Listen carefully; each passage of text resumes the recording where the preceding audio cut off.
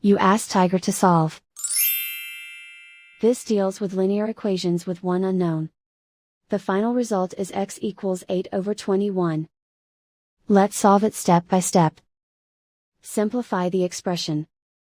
Find the greatest common factor of the numerator and denominator.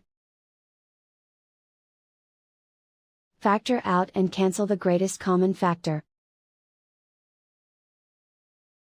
Isolate the x.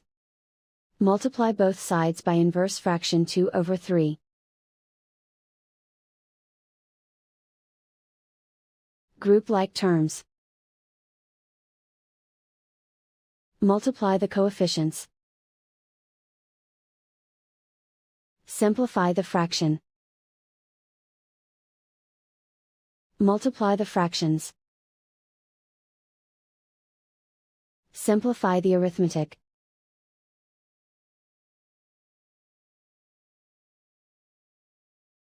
And so the final result is x equals 8/21.